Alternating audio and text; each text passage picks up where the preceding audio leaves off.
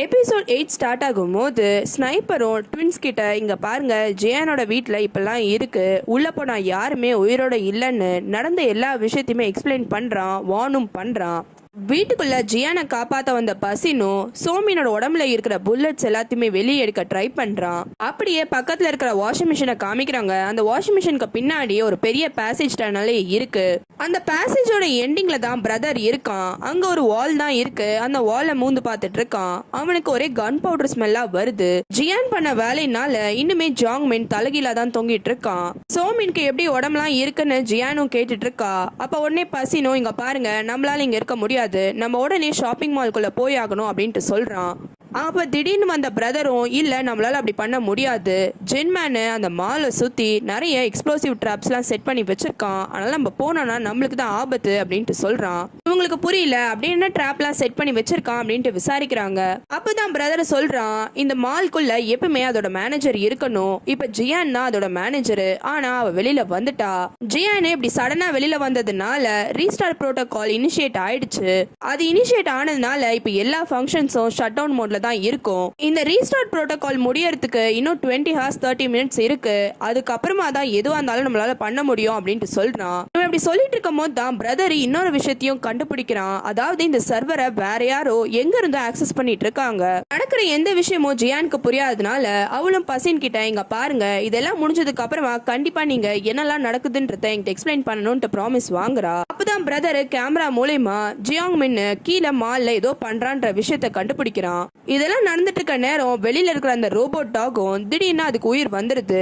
வந்த உடனேயே ஒரு ஹை பிச் நாய்ஸ் அது கிரியேட் பண்ணுது. அந்த நாய்ஸ் ரொம்பவே ஹை பிச்சா இருக்கிறதுனால எல்லாருக்குமே ரொம்ப வலிக்குது. பிரதர் மயக்க போட்டே விழுந்துடுறான். பசினும் ஜியான் கிட்ட நீ அதுக்குள்ள போய் ஒளிஞ்சுக்கோ, நான் அதுக்கப்புறமா வந்து உன்னை கூப்பிடுறேன் அப்படின்ட்டு சொல்லி ஜியான் அனுப்பிடுறான். இந்த நாயால் தானே இவ்வளவு பிரச்சனையோன்னு சோமினும் கோவமா அந்த நாயை அடிக்கிறதுக்காக போறா கண்ணை வச்சு. ஆனா திடீர்னு ஒரு காரு அப்படியே வீட்டுக்குள்ள வந்துருது. அப்படி காரோட வீட்டுக்குள்ள வந்தது ட்வின்ஸும் ஸ்னைப்பரும் தான். அந்த ட்வின்ஸ் சேர்ந்து சோமினை சுட்டுறாங்க. அதுக்கப்புறமா பசின் கூட சண்டை போடுறாங்க. ஆனா ஸ்னைப்பரும் வந்த உடனே ஜியான் எங்க இருக்கான்னு தான் தேடுறான். அவனும் கரெக்டா ஜியானை பாத்துடுறான். ஆனா அதுக்குள்ள பிரதரு ஜியானுக்காக சண்டை போடுறான். பிரதரும் ஜியான் கிட்ட நீ ஓடிடு, இந்த இடத்துல இருக்காத அப்படின்ட்டு சொல்றான். ஜியானும் உடனே ஓடுறா. அப்படி ஓடும் போது அவளும் திரும்பி பாக்குறா. பசின்னு சோமின்னு எல்லாருமே அவங்களோட உயிரை கொடுத்து இவளுக்காக தான் சண்டை போடுறாங்க.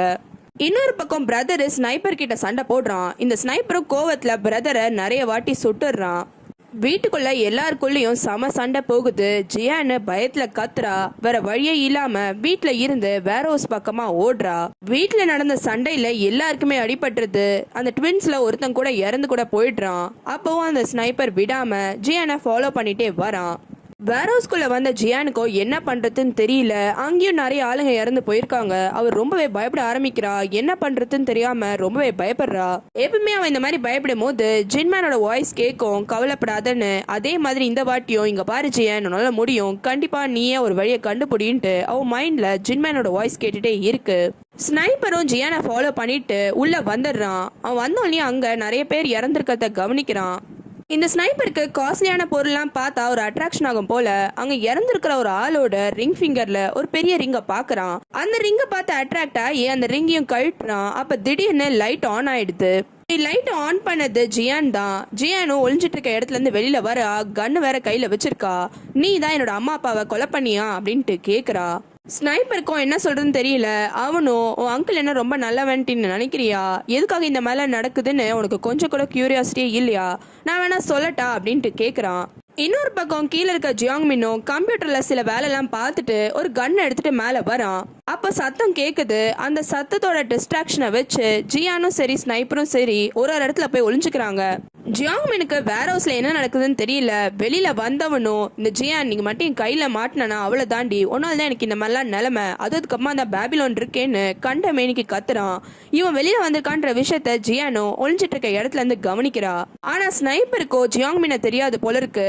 இவனை பார்த்தோன்னே உன்னெல்லாம் கண்ணை வச்சு சுட்டா வேஸ்ட், உனக்கெல்லாம் இதா சரிப்பட்டு வரும்ட்டு ஒரு ஆக்ஸை எடுத்து அவனோட மண்டையிலேயே போட்டு கொலை பண்ணிடுறான். இதெல்லாம் நடந்துட்டு இருக்க நேரம் ஜியானோ இப்ப லிஃப்ட் ஒர்க் ஆகாதனால அப்படியே கீழே இறங்கி மால்குள்ள போயிடுறா. அதுக்கப்புறமா தான் இந்த ஸ்னைப்பருக்கு தெரியுது ஜியாங்மினும் இவங்களோட ஆளு தான், இவன் தான் தெரியாம இவனை கொலை பண்ணிட்டான்னு. ஜியான் மால்குள்ள போன உடனே இந்த ஸ்னைப்பரும் கீழே போறான். மேல ஒரு ட்வின் தான் இறந்து போயிருப்பான். இன்னொரு ட்வின் பசினை இன்னுமே அட்டாக் பண்ணிட்டு இருக்கான். இவங்களும் அப்படியே வேர்ஹவுஸ் பக்கமா அப்படியே வராங்க சண்டை போட்டுட்டு. அங்க இருக்கிற கன்னை எடுக்க ஜியான் ட்ரை பண்றா. ஆனா பின்னாடியே ஸ்னைப்பர் வந்ததுனால ஜியானால எடுக்க முடியல. ஸ்னைப்பரும் இவ்வளவு பெரிய மாலை பார்த்தோன்னே பரவாயில்லையே ஜின்மேன் இவ்வளவு பெரிய வேலையை பார்த்திருக்கான்னு ரொம்பவே பெருமைப்படுறான். ஆனா அவனோட மெயின் டார்கெட்டே இப்ப ஜியானை பிடிக்கிறது. அதனால ஜியானுக்கு தெரியாம அங்கே சில லேசர் பீம்லாம் செட் பண்ணி வைக்கிறான். அந்த லேசர் பீம்லாம் எப்படி இருக்குன்றது இவன் போட்டிருக்க ஒரு ஸ்பெஷல் கிளாஸ் மூலமா இவனுக்கு மட்டும் தெரியுது.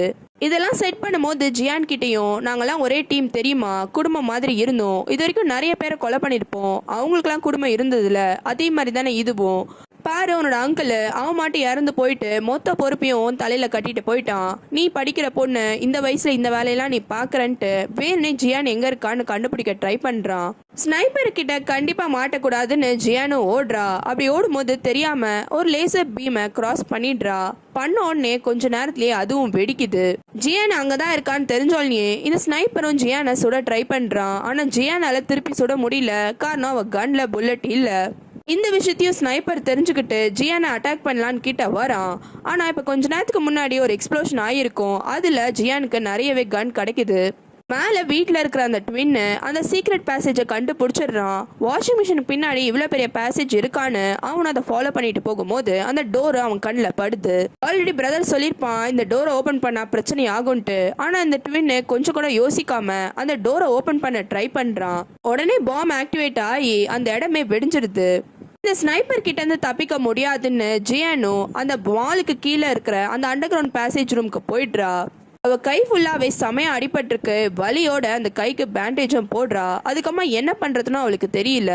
பிரதர் இறந்துட்டு இருப்பான்னு நம்ம நினைச்சிருப்போம். ஆனா நல்ல வேலையா பிரதரு புல்லட் ப்ரூஃப் வெஸ்ட் போட்டிருக்கான். அதனால உயிரோட தப்பிச்சிடுறான். இந்த ஸ்னைப்பரும் அங்க இருக்கிற விஷயத்தெல்லாம் கவனிக்கும் போது அங்க இருக்கிற ஒரு வால்ல ஜின்மேனு இவங்க டீம் ஸ்லோகனை போட்டு வச்சிருக்கான்.